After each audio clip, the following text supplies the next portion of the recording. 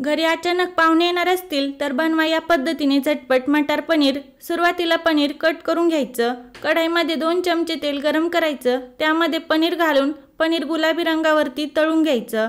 त्याच कढईमध्ये 1 चमचा बटर घालायचं।